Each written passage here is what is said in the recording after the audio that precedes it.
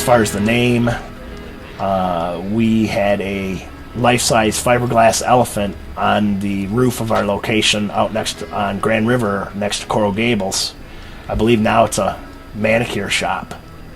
So when we took that location over, we decided, well, what can we do with that elephant on the roof? Should we take it off? Should we leave it? What should we do? And I think there might have been some beers drank, and it was decided that it was probably a good thing to do if we painted it pink.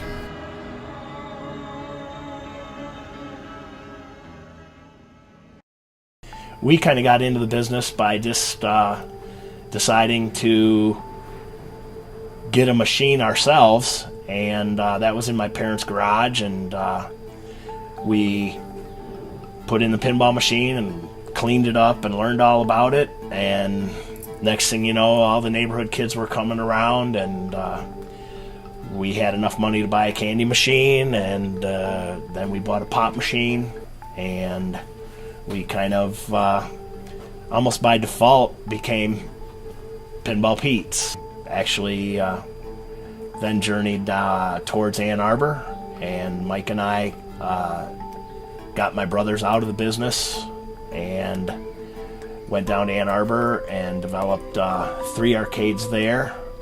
And at one point we had 7 arcades and about 60 what we call route locations, which are bars or restaurants or roller rinks or bowling alleys, ice rinks, where we put our machines in. And that was pretty much the golden period for video games.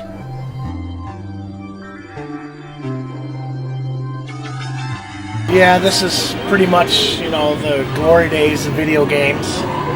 Ms. Pac-Man and Galaga were, in the early 80s. And actually, this is a re-release of the 2 in the same cabinet because it's still one of the most popular games of all time.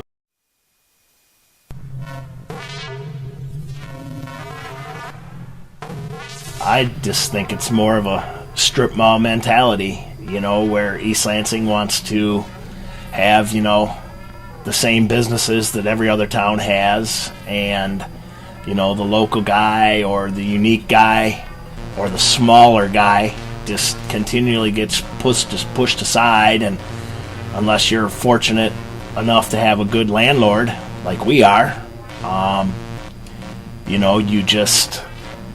you can't compete. There used to be several arcades in this town, and there used to be arcades in almost every town in America, and those are all gone now because the business has changed so much that it just it's no longer it's no longer a reason to come down to East Lansing. It's funny, I still go and buy used records from the record store here in town that is the only one left, very similar to Pinball Pete's. We're the only arcade left, and it's run by a guy that went to MSU, and meanwhile we've seen Tower Records come and go, we've seen Warehouse Records come and go, and all the big chains that have come in, and he's still just the local independent guy. And the reason he's in business is because he does a better job. And, I think Flat Black and Circular has been there for between 40 and 45 years. And, it's because of that business and because of the fact that he has his fingers in this community that he's survived while everybody else is gone. I'm a lifelong resident of East Lansing, but not necessarily a fan of what they have done or what they continue to try to do.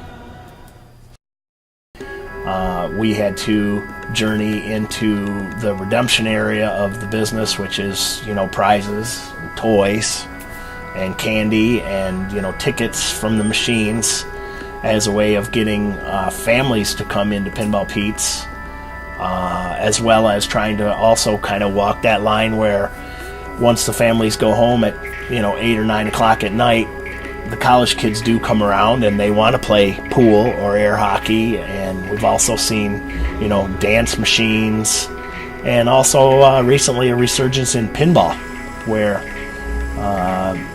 pinball machines that were out of favor in popularity, 5-10 years ago, have actually kind of come back, and now there are new special limited edition machines that have kind of revitalized the pinball market. So you've got to be able to flex. It's again, it's funny, I talked to Dave, the owner of Flat Black and Circular, and he says, CDs are on their way out and vinyl's on its way back in. So that's gone full circle. And I remember when vinyl was on its way out and CDs were on their way in, and it's just, that's it. That's what you have to do. You have to be able to zig and zag in the business, or you're not going to make it.